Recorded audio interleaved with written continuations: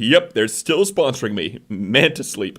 Bendy and the Dark Revival is a survival horror game that needs no introduction, so I'm not going to give it one and just skip straight to the point of this video. If you're new to my channel, some time ago I reviewed the game's predecessor, Bendy and the Ink Machine, of which I had quite a few criticisms. The Bendy fandom's response to this was extremely level-headed, and no, this is not sarcasm. They are, for the most part, pretty chill and open to criticism. I mean, I made 3 different videos talking about how I don't like Ink Machine, and the harshest responses I got were that I just didn't get the game. Meanwhile, I make a single comment about combat being slow, and the Xenoblade 2 fans lose their minds. If you're finished picking on Xenoblade Chronicles 2. Never! But one very common response from Bendy fans was that practically every problem I had with Ink Machine was fixed in Dark Revival. This was going to be the original point of this video, and in fact, I already have like half the script done as I'm choosing to do this rewrite, but then something strange happened as I kept playing. For one, the game never really scared me, especially nowhere near like the excellent projectionist section in Part 3. So I was ready to write this off as just another non-scary mascot horror game and leave it at that. However, the more of the game I experienced, the more I came across its characters and story, the more powers I got, the puzzles I solved, I began to realize the reason Dark Revival wasn't scaring me is because Dark Revival isn't a horror game. Now sure, it presents itself as one, dark tones, creepy enemies, and an overall oppressive atmosphere, but you could say the same thing about parts of the original Portal. But the scariest thing about that game is how you can now legally have sex with it.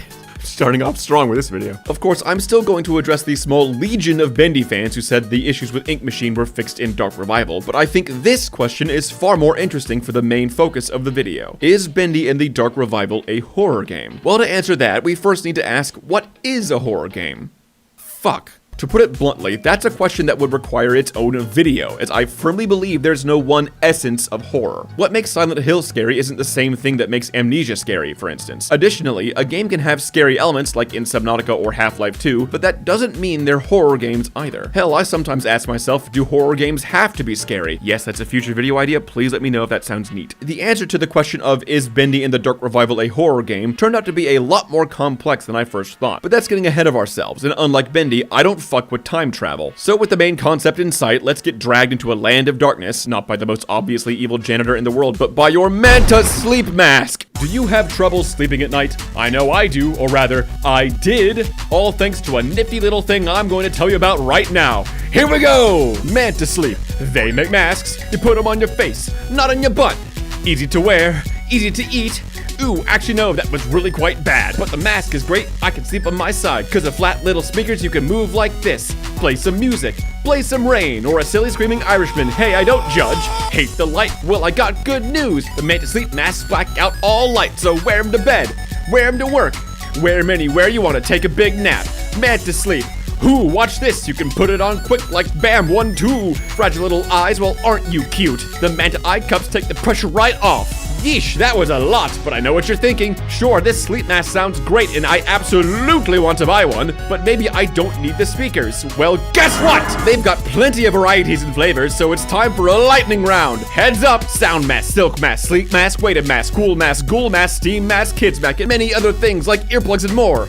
Take a look now at the Manta Sleep store. Neat, huh? So many masks, so many mantas to sleep, and you can get yours today. Follow the link in the description, use the shopping link in the video, or you can use promo code CHEESEYEEN, I like the sound of that, to get 10% off your mask that you are totally going to buy. Do it! Do it now! But until then, we still need to dive into a world of demons, ink demons, and kink demons. So let's finish with all this rambling and meet the man who won the Most Likely to Eat Human Skin award in high school.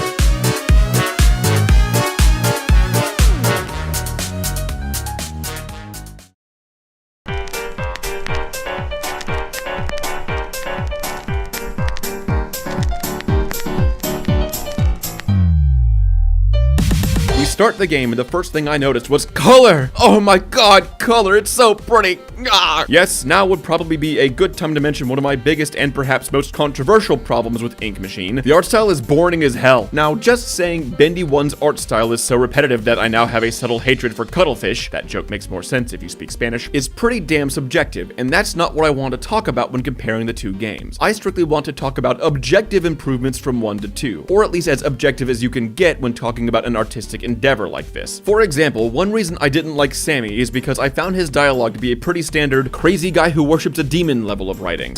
Pinky, I will make you cream. That was weird, sorry. But that's a rather subjective take. The more objective take would be for Twilight Sparkle. Hey, statistics don't lie. But for a more objective take on Bendy, and not this video's rapidly increasing dislike count, is that Sammy wasn't really connected to the plot at all. Both times he appears, he's on screen for like 3 seconds before he gets killed by someone else, and then he's never really mentioned again. So for that reason, I'm not just going to say that I prefer the aesthetic of Pissland and Bendy 2 over Bendy 1, which I do, spoiler alert, but rather, I'm going to explain why the art style is better from a gameplay standpoint. But back to this honestly very well done intro, we meet Audrey, whose brain we will be inhabiting for the rest of the game. And now we can bring up another issue I had with Ink Machine, namely being that the main character Henry had all the intrigue and personality of that one really dead kid from Revenge of the Sith. There are too many of them. What are we going to do?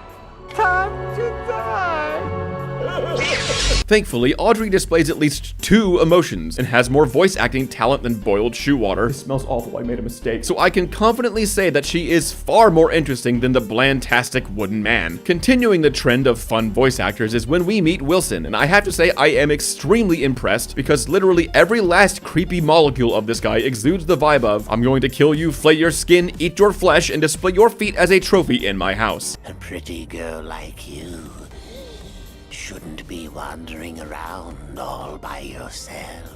He is such a brand of over-the-top, I only work here because they don't do background checks evil that I was legitimately wondering if this was a bait and switch, and he'd turn out to be a good guy after all. Or maybe he's this obviously evil because the game wants me to think he's too obvious to be evil, so when he does turn out to be evil, it comes as a surprise? Either way, I wasn't really sure what to make of him at first, and I was actually excited to see where his character would go. In fact, this is another issue I had with Bendy 1. With the exception of Demon Alice and Bertram Piedmont, I found all the characters to be rather flat, or so goddamn annoying I still dream about strangling them with their own entrails. I tell ya, if these guys don't start realizing who the real genius is, I'm out of here. Gotta be out of this mortal coil, I swear to God. And even then, both Demon Alice and Lil Birdie had their character arcs either change motives or come to a really stupid conclusion. Like seriously, can anybody tell me how Bertram's big plan for revenge was cutting off his own head and installing it into an amusement park ride? Revival, at least, is starting off way stronger by introducing Hannibal Lecter's grandpa as a character almost immediately, which will give us much more time to get to know his motivations and character as we go on. Fortunately, we don't have to wait long because after a mercifully short throwback to Ink Machine Part 1, seriously, this 5-minute segment does everything Part 1 took like an hour to do. Patrick Bendyman here, that felt forced, takes us away from this world of color and hopes and dreams and brings us to the monochromatic world of ink. If you're wondering why it looks blue now, it's because I wanted to see if I could in editing and also because messing with people is funny. But now that the intro is over, we can actually start talking about the goddamn title of the video if I don't end up changing it later for algorithm purposes. There is no denying that the intro was absolutely working to build horror, and whether or not it was actually scary is merely subjective. So that's definitely a point in favor of Dark Revival being horror, but a scary or tense intro doesn't make a horror game. Plenty of other games have intense or uncomfortable intros, crawling through the mud in Far Cry 3, the first BT encounter in Death Stranding, the first 30 seconds of Doom 2016 before you get a gun and start having just a grand old time, but after that, most of our time is spent tearing our enemies into finely ground paste with advanced military hardware, or cross-country trucking. I find it immensely funny that Death Stranding is my favorite of these 3 games. But my point is that each of these games shift in both tone and gameplay after these intros. Or in other words, a game's intro doesn't always determine the mood of the rest of the game. To talk positives again, there's also one more thing Dark Revival has already done better than Ink Machine. I never cared about Henry's motivations in Ink Machine because frankly neither did he. Audrey, meanwhile, immediately expresses her horror at her new situation, and thus her motivations for escaping seem far more real. And that is just another reason Dark Revival gives us a better protagonist than Ink Machine. Not that it was a high bar to begin with, but exploring the Ink world, I immediately noticed 2 things. One, this game really takes inspiration from BioShock. Among you, there is a stranger. Bring her to me. Parasite wanders the hall. 1,000 atoms to the man or woman who did.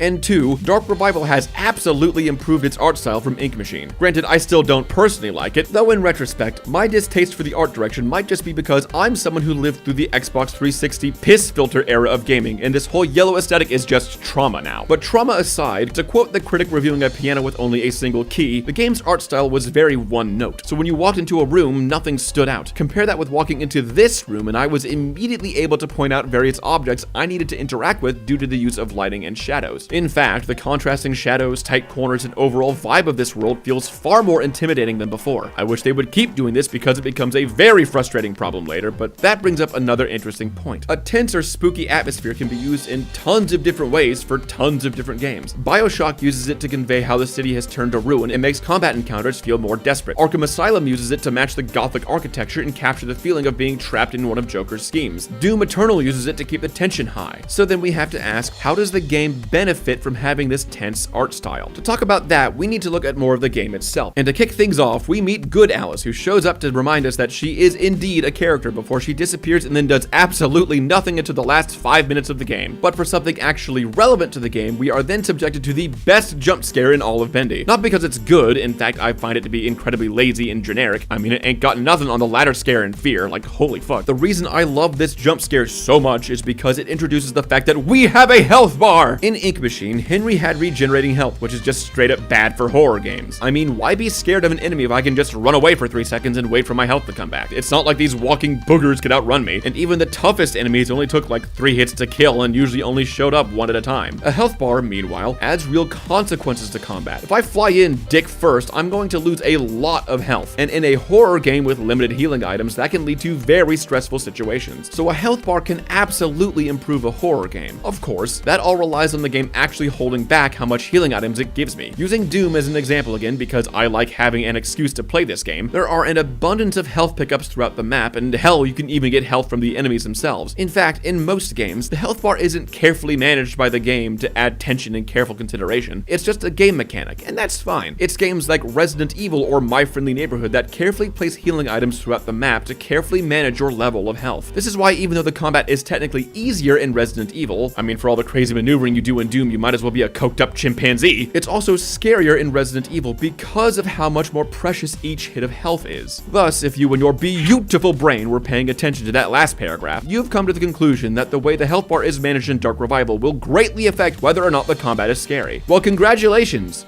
you're wrong.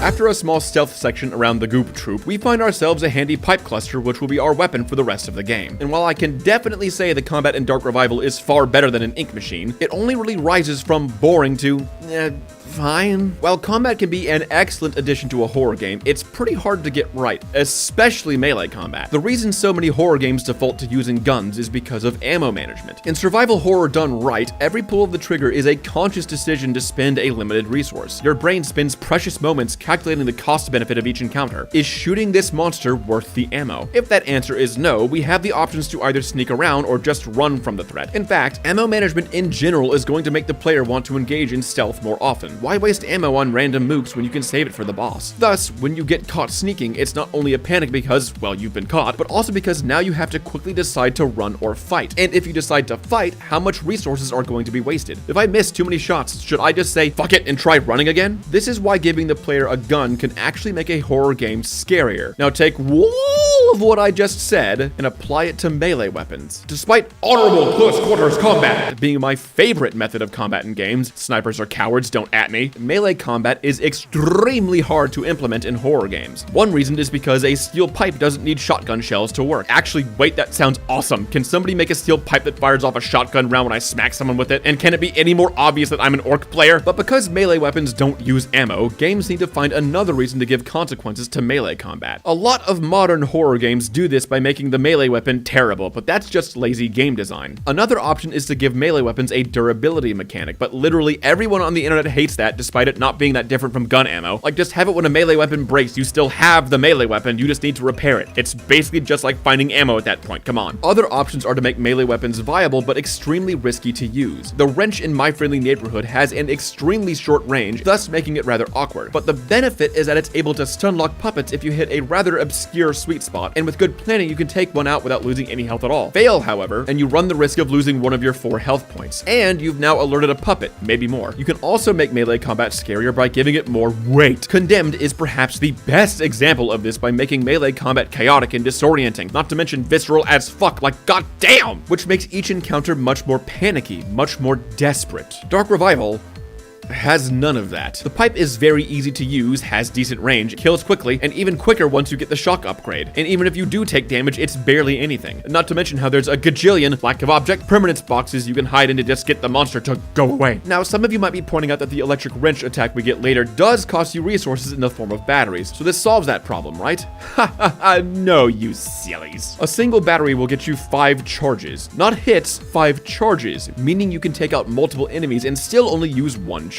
Combine this with the fact that batteries are one of the more common loot items, and there was never a moment where I was even close to running low. So managing my Hammer of Thor power didn't feel like managing a scarce resource as it did feel like having to constantly recharge my phone. There are days when I miss my old Nokia brick. That thing could go for like a week on a single charge. Additionally, this issue of overabundant items spills over into the health bar as well. As I said before, health bars are great at creating tension in horror games if the healing items are properly limited. In Dark Revival, they ain't limited. In fact, now is a good time to bring up the scrounging in this game in general. I love scrounging mechanics, especially in survival horror games, because survival horror is supposed to be about, big shocker, survival and horror. I mean, if you need proof of my addiction, just take a look at this clip here. And he wept, for there were no more lockers to open. I could tell you how much time I spent opening every last locker in this area, but honestly, I'm kind of scared to find out. But just looking through every nook and cranny for a scrap of resources adds to that feeling of desperation, helps you get into that survival mindset, and most of all, makes you take more risks. If you need to scrounge for objects, you're going to spend more time in areas and go down more optional routes, thus possibly putting you into more danger. And while I was initially far too excited to see the game had scrounging mechanics because I legitimately have a problem,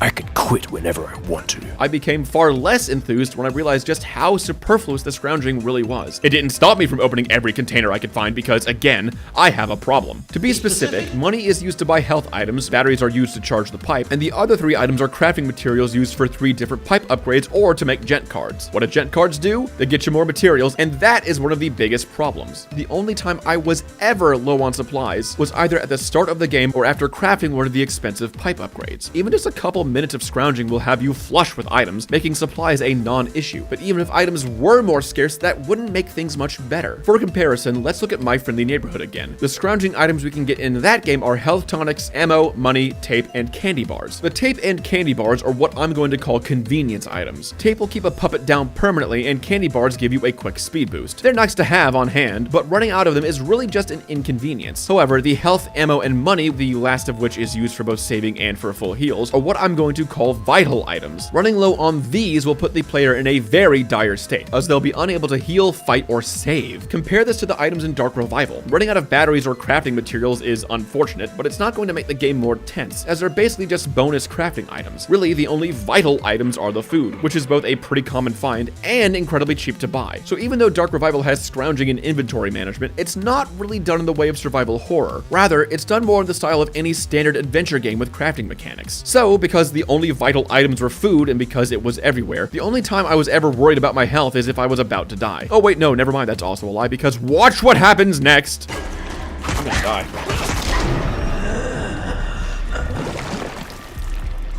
I'm back. I'm sorry, I was under the impression I was playing a horror game, but apparently I was watching Dragon Ball Z because death is completely meaningless. Seriously, look at my footage. I die, immediately respawn, and the Goop Troop members I killed are still dead. I didn't lose any resources, I didn't lose any progress, so answer me this. If there's no consequence to dying, why should I be scared? I know I've said before that dying and losing progress can become frustrating if it happens too often or if you get sent back too far, but I never thought I'd see a horror game just do the opposite. I'm not scared of dying if there's no real punishment for it. Now, there is the argument of being scared of dying simply for the sake of dying. This is a horror game after all, and yes, there is absolutely merit to that statement. I honestly believe that in horror games, part of the horror hinges on your participation. If you go into a game with a flippant attitude, of course you're not going to be scared. You need to let yourself become immersed in the setting and environment in order for things to feel like they're actually threatening. But this level of caring only goes so far. For example, I'm not about to play Garten of Banban, and in fact, I don't want to play it ever, and get scared at what is objectively a bad game just for the sake of feeling scared. Rather, horror is a relationship. I need to give it some personal investment, and it needs to give me some well-built horror. And because horror is so complex, a game can do this through a dazzling rainbow of ways, which is half the reason I love horror games so much. Unfortunately, the combat here isn't doing that. The muck people aren't scary, the combat is boring, and dying has no consequence. The only reason the game has given me to be scared is that I'm in a spooky environment. But gameplay-wise, the game has given me no reason to be scared despite the fact that I really want to be. Thankfully, we don't have to go much farther before the gameplay gives us a new mechanic. After working through the employee lounge area and meeting this lovely fellow who gives us a quick side quest, the game decides it's time to show off the character from the title of the game, and we come face to face with the Dark Revival himself. Will he be done better here than he was in Ink Machine? Well, if you need a hint, just read the chapter card that's about to pop up. There may be a subtle clue hidden inside.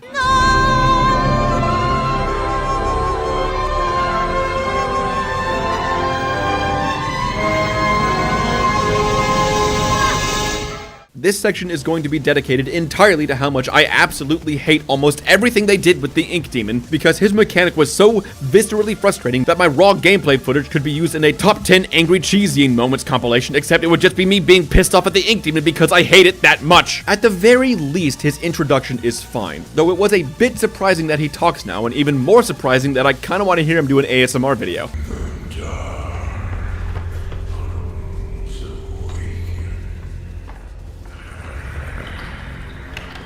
Man, what a weirdo you are! The game immediately establishes him as a "this is not a monster you want to fuck with" deal. Yeah, just try and stop me. These are excellent in horror games, along the lines of the Regenerator from Dead Space or Mr. X from Resident Evil. And this would absolutely point in the game's favor of being a horror game, but of course, we need to see if the game actually makes him this kind of threat. Going into this section, I was ready. I was ready to start creeping around, crawling on my belly like a lizard in a 2-star rodeo, ready to get fucked up. And then we just get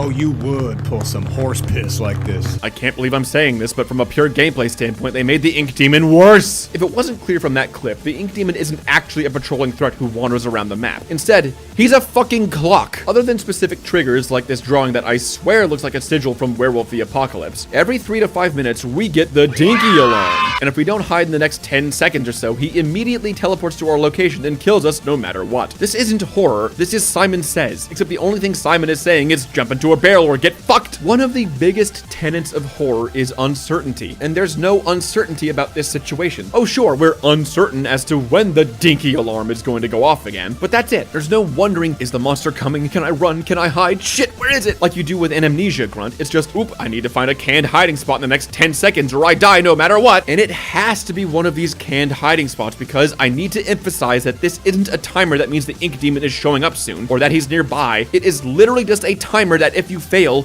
you die. You give me this claustrophobic environment where I'm forced to search for a bunch of items, present me with a threat, and your best idea is a text pop-up? Seriously, it says, the Ink Demon is coming. Hide, bitch, every time this happens. And worse still, this mechanic very quickly graduates from an undergrad in disappointing to a master's in, please shut the fuck up, I'm trying to play the game. Unlike a roaming threat that you can escape from or put distance between you and it while searching for whatever it is you need, the Ink Demon pop-up appears randomly, no matter what it is you're doing. It's not even all that tense, since the levels are so littered with hiding spots, you usually only have to walk about 3 feet to your left to find safety.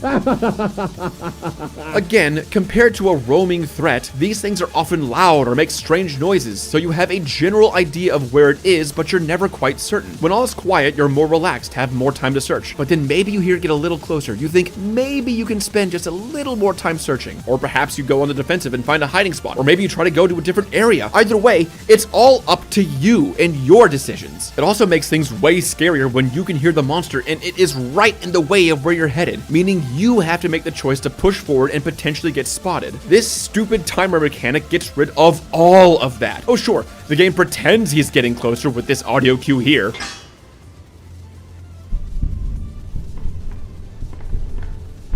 but I never found any real relation between this sound and him showing up, so I guess the game is just lying to you because Bendy isn't creeping around. You're not worried if he's getting closer. It's just a pop-up that interrupts whatever you're doing, and there's no actual thought or counterplay behind it. You just find a canned hiding spot, and that's it. The next segment he appears in officially has him graduate from his master's in please shut the fuck up, I'm trying to play the game, to a PhD goddamn D in this is incredibly frustrating and I want to stop playing. One of the biggest issues he has later on is that you can be playing without him showing up for like 30 minutes or so, and then out of literally nowhere,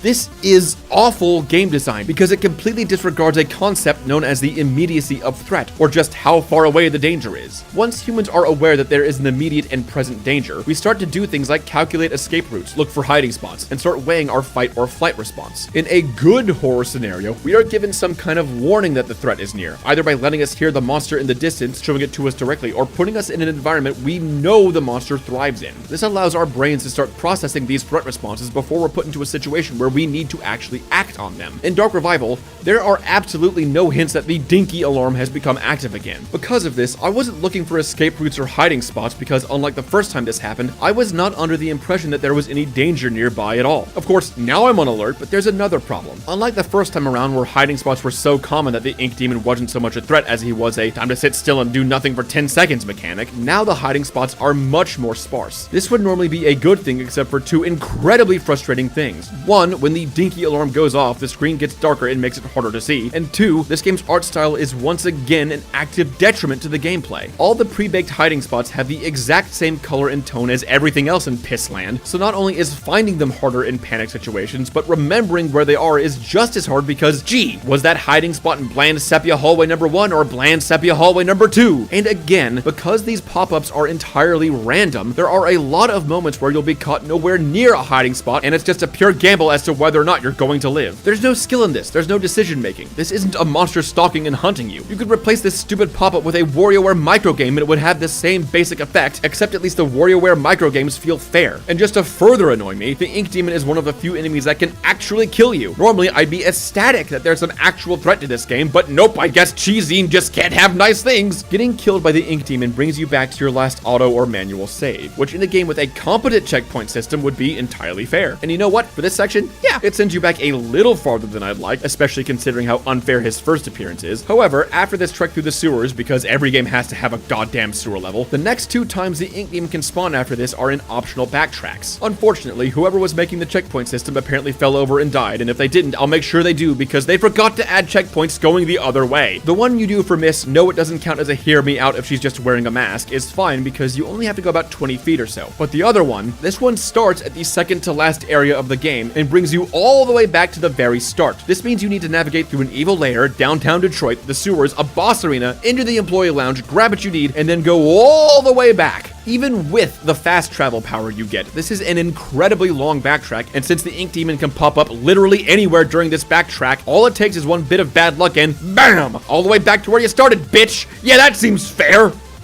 God, this is the absolute quickest my voice has gotten fucked up during these recordings. It legit got so frustrating that I said screw it and resorted to save scumming. And if the player gets to that point in your horror game, then that's just a failure of game design. Of course I'm not going to remember what blandly colored hiding spots were in this blandly colored hallway I walked through once 2 hours ago, in an area where the ink demon couldn't even spawn last time, so why would I have been looking for them in the first place? And it's not just me saying that this is bad game design, because even the Bendy fans typically don't like how he was handled here. And the worst part is that backtrack wasn't even worth it. I got like $3 in a blueprint that stuns an enemy type I literally never had problems with and only shows up one more time after this. Wait, no, I'm actually wrong. The worst part was the fact that Bendy isn't the only Pop Goes the Weasel enemy. Meet Slicer the Sky Dragon on my patience. Once you free her, which I didn't know was optional or I never would have done that, her mechanic is to just do this. Jesus. What the hell? Yep, just out of nowhere, completely randomly. Just a random jump scare with no build-up or tension. At the very least, she can't kill you, but that doesn't make her not annoying as hell. And this time, not only do the Bendy fans agree with me on this one, but one of the only 3 mods on Nexus Mods is to remove her entirely. To wind down this section with less angry cheese and more actual analytical commentary, and to give my throat a break, let's talk about jump scares for a moment. Jump scares can work. The easiest example of this is Five Nights at Fortnite. Oh wait, shit, Freddy actually isn't in Fortnite. Wow, well that ruins this joke. The jump scares in FNAF weren't just some bear screaming in your face. They were a build-up and a payoff. The entire point of the game is trying to keep these walking kitty coffins away from your door. The closer they get, the greater the tension. And the jump scare is the climax of that tension, the pop of the balloon. What made these jump scares truly scary was their unpredictability. Watch any modern horror movie and you can guess when about 90% of its jump scares will happen.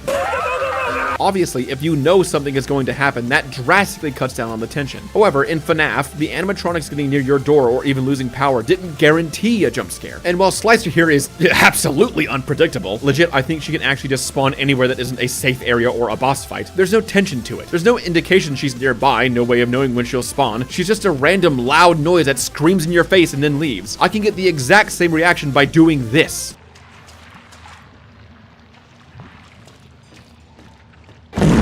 I mean, really, if you think about it, both Slicer and the Dinky alarm are just lazy jump scares that come out of nowhere, and jump scares don't make horror. And hell, jump scares aren't even unique to horror games. Plenty of non-horror games have jump scares if they want to make some quick tension or just feel like screwing with the player.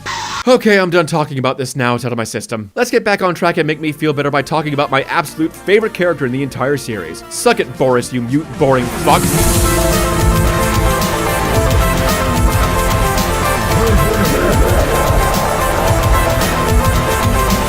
Before we can talk about this little ball of sunshine, I want to talk about the Muck people in general. While their designs are fine, they're rather boring gameplay-wise. There's never enough variance in how they attack to make combat interesting or dynamic. It's just swing away and wait for them to die. Again, to take My Friendly Neighborhood for comparison, this game also predominantly features enemies that just run straight at you. However, there are two key differences. One, My Friendly Neighborhood gives you ranged weapons, allowing for the encounters to be more dynamic. And two, the puppets have set positions in which they spawn, meaning each room almost becomes more of a puzzle. Which puppets can I sneak around and which do I need to spend ammo on? Now, of course, I do wish some rooms had roaming puppets, but that's for a different video. This is another reason the enemies in Dark Revival just stop being scary very quickly. In MFN, the set spawn locations are usually placed in ways that make each encounter feel like they have purpose. It's this June bug blocking my way. It's this George I have to kite around this route. It's this Norman that blows up and turns into an entire horde of clones. Other games too, like Resident Evil, will typically place zombie enemies in choke points, forcing you to make difficult decisions of to go around them or to attack them. In Dark Revival, the enemy placement feels entirely random, which at first sounds great for horror, but like I've said in videos past, horror is more complicated than that. These aren't tailored encounters to test us or make tense situations. We're just randomly stumbling upon a bunch of mooks hanging out in the hall. Because of this, these lost ones almost immediately stop being scary and instead just become like any other enemy NPC. And even if this game did do things like put enemies at choke points or strategically map them out, it wouldn't really matter since we soon get to meet the stunning, the wonderful, the benevolent Porter! Hello there. Are you stuck in there?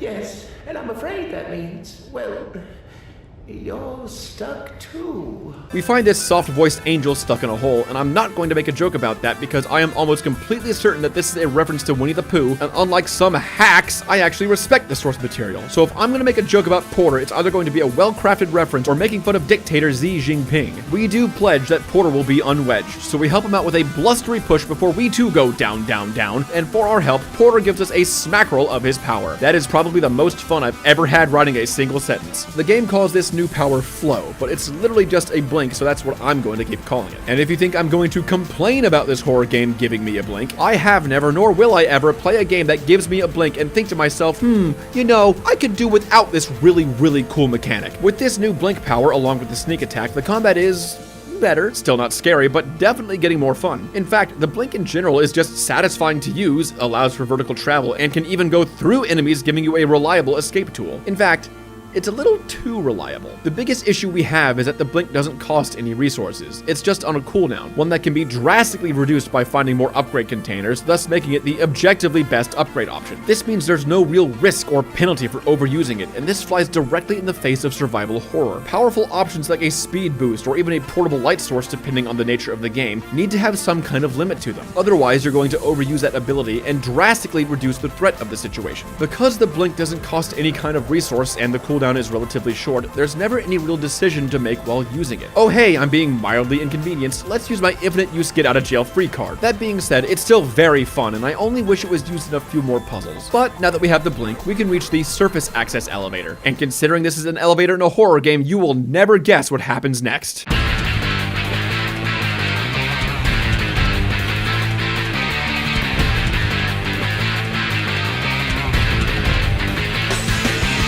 After getting into the elevator where absolutely nothing goes wrong, and I kind of mean that, elevators falling in horror games is just their standard mode of operation, we have a boss fight with an edgier version of the Tar from Slime Rancher. Now before we get started with this fight, I want to take a moment to say, look at my cute babies, I love them all, especially my tabby angler largos.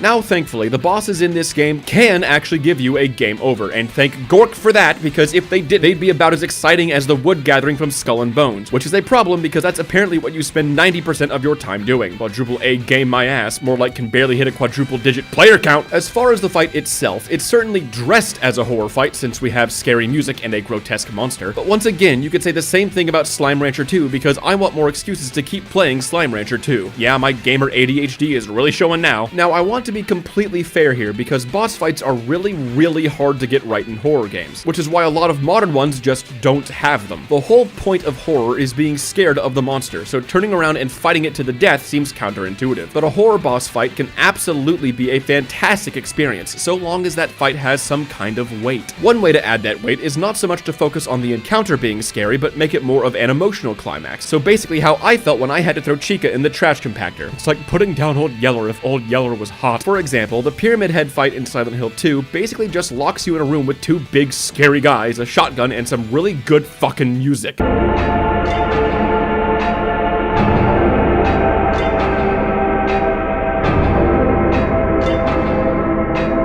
God, I love Akira Yamaoka. And while the fight itself is like the people who choose to play human on Alliance, basic as hell, the fight itself is really a big emotional zenith that ties in so much of the story that to explain it, I'd have to cover like half of Silent Hill, so just take my word for it, I guess. Or go play the game yourself, it's fantastic. The other way is to have a boss fight that is basically a far more aggressive hunting section. You're trapped in an area that has lots of cover and places to hide, but the monster is much more aggressive and you have to kill it, meaning you're still running, taking cover, trying to figure out where the monster is coming from, just like you would in a natural hunting section. Additionally, a boss fight in a horror game typically means you're now forced to expend a lot of your resources, whether it be healing items or ammo, which adds another layer of tension as you start to run low and become more and more desperate. And if you want an example of all of these at once, you can just look to my security breach video, which you should watch right after this. So how about the boss fight with this thing? I mean, I know I talk about Bendy in part 1 having no build-up, but this thing literally shows up for the boss fight and then never shows up again. I legit had to look up its name on the wiki to figure out King Widow. Why King Widow? That is literally an oxymoron. Why not Queen Widow or the Widower King? Or actually, that one sounds kind of badass, the Widower King. Dark Souls ass sounded name. Now, I do admit I quite like the Widower King's design, especially with all these widows scurrying around. And I just want to point out that their name becomes a lot more horrifying if we all agree to keep calling this thing by the really cool name I just came up with. Problem is, the fight ain't great. It's just the basic run and kiting of the Pyramid Head fight without any of the emotional weight behind it. And there's no dynamic moments of ducking for cover, running, popping up from behind a corner and delivering a blow. It's just running in a circle and trying to get a few hits off. And finally, there's no resources to lose other than health, which could be a threat if there were only a few healing items in the room, but no, they give you an infinite use full heal station that only costs 15 bucks. So really, other than being dressed as a horror monster, there's nothing really all that horrific about this fight. After squashing this bug, we talk with Alice Angel, who tells us to stay put, and then we immediately ignore her to ensure she stays as irrelevant to the plot as possible. However, what is relevant to the plot is meeting Joey Drew, who is this world's version of Walt Disney, only with slightly less ethical business practices. Technically, this version of Joey Drew is an ink creation with Joey's soul shoved inside it. While I'd love for this game to bring up questions like, is this still the same person, or is it essentially a clone? If this is just a clone, should it inherit the same sins of the original? But since BioShock didn't talk about that, neither does this game, and if you think I'm being unfair with all these comparisons between Dark Revival and BioShock, Joey's actual wiki page directly states, Joey Drew is reminiscent to Andrew Ryan, the main antagonist of BioShock. Both are head owners who have desires to let everything they have in mind come true, leading to their downfall and ruin everything they had first built. And the story comparisons don't stop there, so neither will I, baby! Just like the last time we met, he says, there's something I'd like to show you, before showing us literally nothing, and I am left with so many questions. In the last game, I complained that the plot felt rather scattered and made no sense. Now, up to this point, Dark Revival has been pretty good about avoiding that. Audrey shows that her main motivation is that she wants to leave this hellscape, and the mystery largely revolves around what is Wilson up to and why did he bring us here. But oh, here comes Joey, tap dancing his way up my spine until I can hear his nickel-plated shoes pounding away in my think pan, and suddenly we have a bunch of questions that just distract rather than entertain. entertain. For the purposes of talking about these two Joeys, we're going to be using the Kingdom Hearts terminology and call them Young Joey and Joey Nort. Actually, no, I think Ink Joey would be more like Ansem since they're both a disembodied soul, so. At the end of Bendy in the Ink Machine Part 365 over 2 Demons, Joey Nort seemed overall pretty remorseful for his actions. And what were those actions again? If you claim that your failures are because these things are soulless, then damn it, we'll give them a soul. After all, I own thousands of them. Oh yes, killing potentially hundreds of people. I didn't forget, even if the game really hoped I did. I don't feel like someone who was remorseful for abusing the ink machine and sending people through hell just to turn a profit somehow would feel like abusing its power again to make himself immortal. Problem is, Joey, Seeker of Darkness, doesn't even seem all that bothered by what he did. We get a quick scene of him saying, Joey Nort did quite a bad few things, and then just brushes past it and keeps acting all warm and mentor-like to us. Again, this guy is a mass murderer and the creator of an inky hellscape. Imagine if they tried this shit with William Afton. I don't care how warm and kindly you act towards me, you are a serial killer. Legit, unless I'm missing some lore bits, I actually think William Afton has killed less people than Joey Drew. It's almost like I need someone who's an expert on kill counts. Too bad I don't know anyone who's an expert on kill counts.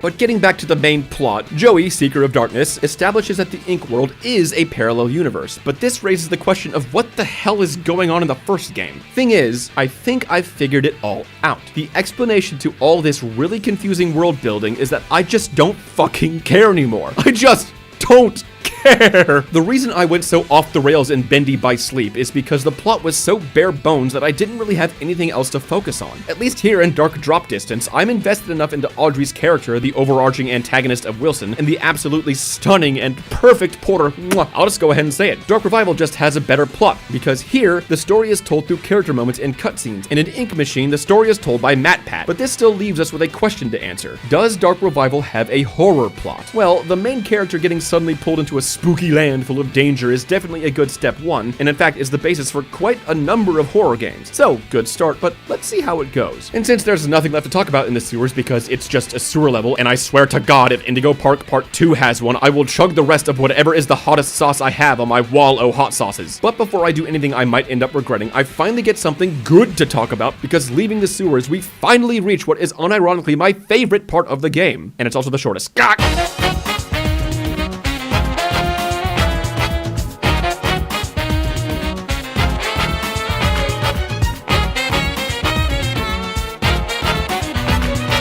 Coming out of the endless bland halls of the studio that we've been sifting through for hours, not to mention the entirety of Ink Machine, we come upon what is, in my opinion, the best location in all of Bendy. And just to convince you that I'm not exaggerating, I'm going to say something that nobody ever thought I would say, including myself and the several gods I pretend to worship, because I actually like the art style here. The perfectly black sky is not only subtly creepy, but does wonders to break up the monotonous land of Sepia. Being outdoors also allows for so many opportunities to add in heavier shadows, which again is wonderfully contrasted by the many bright lights of the various shops. Even more, this outdoors area really helps sell the feeling that this isn't just some secret underground lair, but an entire world of ink. Because we have an entire city block to explore, we feel like we're actually, well, exploring. It feels like I am organically searching for something I need in an unfamiliar place. Really, the only negative thing I have to say about this section is that it just doesn't last very long. In fact, this area feels like the shortest single segment of the game, which is really a shame. You give us this very well-designed street with tons of buildings ripe for exploration, and we can only actually enter like 3 of them. Seriously, one of them is just a passageway to another street, the other has an upgrade item, and the other has... Well, geez,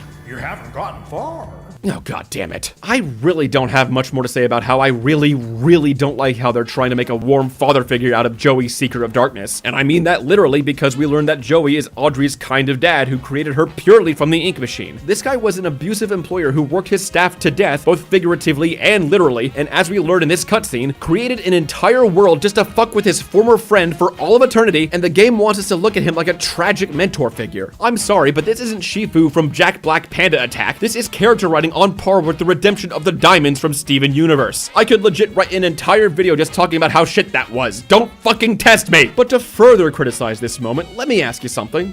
Why is this a twist? No, I mean it. What about the story actually changes knowing that Joey Nort is our father? In a story like Lego Star Wars, learning that Darth Vader is Luke's father was a great twist because it changes the dynamic from hero versus villain to hero versus father. Their entire relationship changes after this. The conflict becomes more personal. We start getting ideas of redemption. But here, both Joey Nort and Joey Seeker of Darkness are such minor characters that it doesn't really change anything about the story or how we see the world. We're not fighting against Joey, so it doesn't complicate our goals. In fact, we had never even met him until the past hour or so, therefore it doesn't really recontextualize our relationship with him, nor does being Joey's daughter affect how the other characters see us, so what is the point? Hell, even the fact that we've been an ink creature from the very beginning isn't much of a twist because, like I said, it doesn't really change anything. A reveal like this could be a great opportunity for some self-reflection by Audrey, but the only bit of it we get is this one brief utterance of denial and then we just move on like nothing happened. It's not true. It can't be. Well, that sucks. Better get a move on. In short, it's not a twist if it doesn't change the story or characters. Fortunately, we do get an actual kind of twist about 3 minutes later, and even better, unlike Audrey being an ink monster, the game actually remembers to follow up on this one.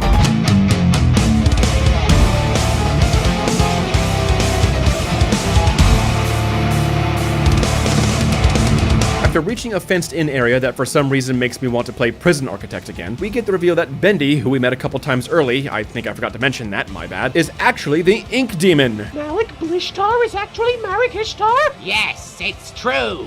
I am Kira. We were just hanging out with Bendy, so seeing that he's the Ink Demon is kinda neat, and we get some pretty detailed logs of how they managed to take the Ink Demon and Teen Titans Goify its design. But more importantly, we meet a monster who has a voice that's even more comedically evil than Bob the Baby Eater over here.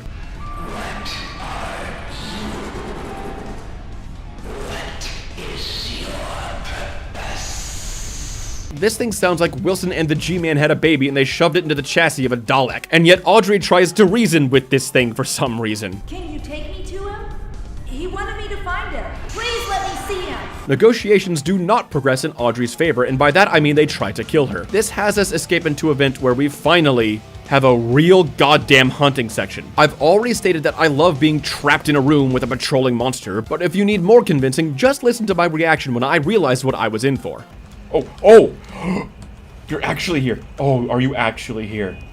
You aren't just... Oh, thank God. Oh, thank God you're actually here. Oh, thank God. Thankfully, these hunting segments manage to pull off the right mix of legitimate threat but not too difficult. One reason is because these monsters don't insta-kill you, so legitimately, thank you for that. But the other reason is, well, because they're pretty simple. Rather than actually wandering around and searching for you, they just follow a set track. A good hunting session is about outmaneuvering the monster, reacting to its actions, learning the layout of the level to make smart decisions and avoid getting caught. But if the enemy is just on a set track, we lose all of that. It becomes more about timing and patience than it does about hiding and quick thinking. Really, these keepers act more like one of those forced stealth sections in the game like Ocarina of Time or the Plucky Squire. But after avoiding these mutated Daleks, we play a quick game of hide and seek with a ghoul named Heidi, who gives us a fast travel power, which is very fortunate because we also meet Big Steve. And no, that's not me being my typical silly self. That is his actual name, and I love it. What I don't love is how this big round pound hound is what sends us on that previously mentioned backtrack all the way to the start of the game that isn't even worth it, so I'm just gonna say screw this side quest and move on to where we come face to face with the living personification of room temperature cat piss himself, Henry. He's here to tell us that yes, everything we did in the first game was completely meaningless because the end tape doesn't actually kill the Ink Demon. It just resets the world's cycle. I'm not actually that upset with this because, as established earlier, the time loop was specifically created by Joey for the purposes of eternally torturing his best friend Henry for the horrendous crime of not wanting to work with him anymore. See, this is how you do revenge, not by cutting off your own head, you stupid prick. Wilson, however, has taken control of the Ink world and stopped this cycle by imprisoning everyone who might know about the end tape, which is the key to starting the cycle again and thus deposing Wilson. For some reason, the game calls these people who want to start the cycle again cycle breakers, despite the fact that they are literally trying to do the opposite of that and start the cycle again. And yes, this bothered me while I was playing, thank you for asking. Now, despite the fact that Wilson is an insane dictator who created literal monsters for the purpose of killing all those who oppose his rule, and despite the fact that he literally killed Audrey at the start of the game, she thinks she can reason with the man who talks like a Scooby-Doo villain. The foundation for a new reality. We can bleed into our own.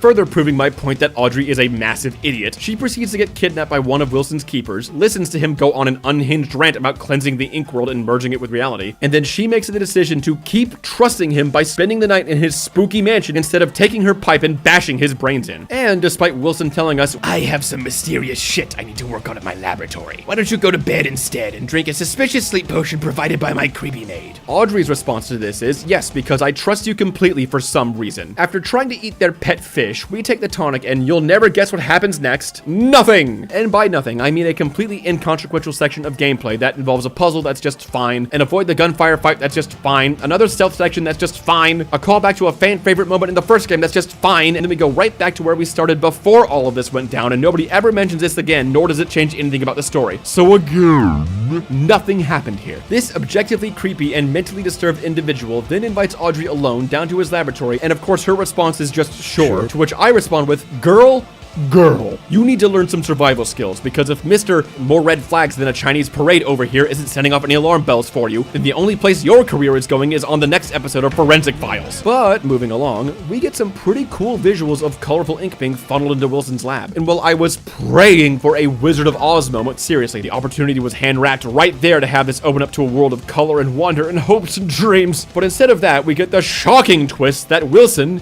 is evil. More so, we learn the culmination of his grand plan, one I guarantee you will never see coming, because when I heard it, my reaction was just, what the fuck? Wilson, for some reason, believes that to subdue the Ink Demon and take full control of this world, he needs something new to supplant the Ink Demon, something that can become more powerful and kill it for good. Thus, he reveals to us his ultimate creation. Isn't he beautiful? Simple but elegant. A treasure. Powerful beyond anyone. Allow me to repeat my previous rebuttal. What the fuck? Audrey, of course, still sees nothing wrong with what's going on. It's not until Wilson reveals the Chamber of Saw's death trap that she finally starts to get suspicious. You see, Wilson needs our soul to bring his creation, Ship Ahoy Dudley, to life, and yes, that is the last time I am ever going to call him by his actual name. Specifically, Wilson needs a pure soul like ours to make his creation pure. Two problems with that. One, Audrey is an ink creation, so she might not have a soul to begin with. Two, Wilson is apparently just as stupid as Audrey is because, pro tip, if you want to throw someone into a death trap, don't put yourself right in front of the opening while you try to pull your victim towards you. Anyways, the obvious thing happens, and now Wilson's soul is sucked into the marvelous misadventures of Flapjack, thus creating a monster that's only about a third as disturbing as any given episode of that old show. At the very least, this boss fight is leagues better than the Beast Bendy fight. One, because it's not just RNG bullshit if we die. Two, we actually know what we're doing in the fight. And three, because despite my previous joke, I actually really do like Chips Ahoy Donkey's design. It's grotesque and distorted and has plenty of features, from his weird mismatched eyes to his anchor tail, to really sell the idea that this is a corrupted cartoon character. I just wish we had more time to build this guy up as the threat instead of just, look at this boy, he's the final boss, now go kill that child. Even the ending of the fight itself is pretty fucking horrifying. Before he dies, the captain crunches our legs off to the point that we can see actual bone, and wouldn't you know it, Inky Dinky Doo shows up, and I'm pretty sure running away is no longer an option at this point. We get absorbed into his consciousness just in time for Joey Drew to show up and give us a token, remember who... I cannot do a James Earl Jones impression. What the fuck am I trying? Remember who you are speech. It doesn't end up working until the Ink Demon actually kills Joey, to which Audrey lets out a scream of grief for this mass murderer she met 2 hours ago. But due to the power of plot, the anger in seeing this complete stranger die snaps her out of it and allows her to take control of the Ink Demon. This could have led to some incredibly interesting horror implications or plot points, but no, instead, Dark Revival decides it's done pretending to be a horror game and lets you go beast mode in every sense of the word. Fucking... Stop! You are completely surrounded! Surrender yourself!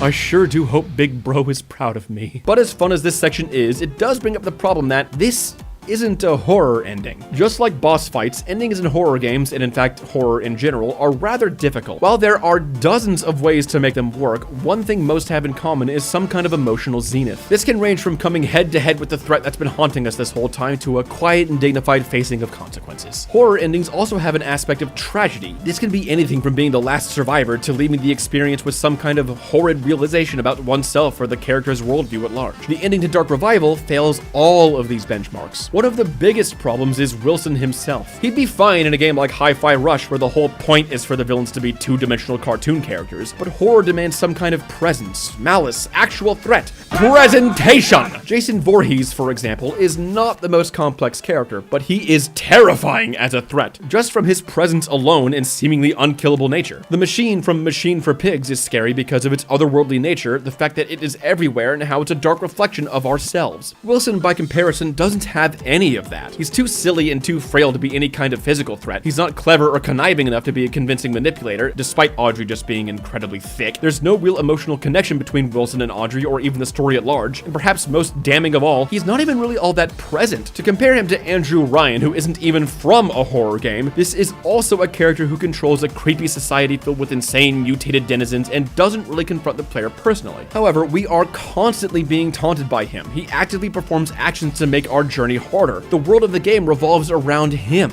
So Wilson, by comparison, isn't really a horror villain. Next, this ending isn't any kind of emotional zenith either. For one, there's no real tragedy to this ending, since not only does everyone get to live, but Audrey is now in control of the world and will make it better for everyone. There's also no emotional confrontation between Audrey and her conflicts because she's just kinda chill at being an ink creation, and the game ends with a "by golly dad, I sure do hope I make you proud" kind of speech. You could argue that the emotional confrontation is with the ink demon and not Wilson, but the ink demon doesn't represent anything to Audrey. It's just some random beast that's been more of an additional threat than the main opposing force. For a different We Become One ending, just look to Machine for Pigs. The whole point of Mandus joining with the machine and ending the threat is that he's the one who built it. He's the one who started these atrocities, and now he's the one who needs to pay the price to set it right. And then we have this whole bit where the game just stops pretending to be a horror game and has a big rampage scene. Yeah, it's fun. I like seeing all the characters we met come back, but it's not horror. This game isn't horror. But if Dark Revival isn't a horror game,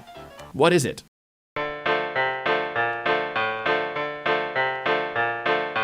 One thing I want to state is that on my first playthrough, I was actually getting very excited in the first hour or so. I was seeing so many improvements from Ink Machine. The health bar, the item inventory, even the combat I've been complaining about is leaps better than what we got in Ink Machine, especially once we get the Electro, Wrench, and Blink upgrades. Problem was, I went in looking for a horror game, so when all those problems I mentioned started popping up, I quickly lost my enthusiasm as I realized I was not going to be scared by this game. But remember, only half the points I made about this game were overall negative. The other half were just stating how it isn't a horror game. And you know what? On my second playthrough, I still didn't like it, but I did have a lot more fun. Going at this more like a standard FPS game set in an oppressive environment gave me an entirely different outlook, and to be honest, I kind of think that's what the game wanted to be. Again, this game is dripping in BioShock influence, from the art style in the real world to pretty much everything. I genuinely think the game wanted to be more along the lines of an action FPS game. It just wasn't able to, and for some pretty unfortunate reasons. Unlike with Ink Machine, whose creation is pretty well detailed from various interviews and other sources, the development of Dark Revival is, well, kind of... Aside from a couple interviews that really only provide token questions and answers, one of which just straight up confirms BioShock was a huge influence on the game, so y'all can get off my back about that one, there isn't much concrete information to go off of, because everything else, well, it's a bit unfortunate. Accusations of drama, employee abuse, frustration, and alleged statements of "we're making stupid games for stupid kids" don't exactly tell of a coherent vision across the company. And because of this, the development of Dark Revival is pretty murky and down to a lot of speculation. Thus, it makes sense to me why the game feels so divided on what it wanted to be. It has both horror and action elements, but never really follows through on either of them. Characters show up only to never really be used again, or hell, entire sections of the game feel thrown in just so a character can be included. While it's certainly an improvement over Ink Machine, it feels split. If instead this game had just focused on either just the action or just the horror, I definitely think it may have turned out for the better, and we may still get that. Because I'm apparently an oracle who can only make predictions via what game I want to review, the next Bendy game was announced while writing this script, Bendy and the Ink Factory. I'm already hopeful for that one because color!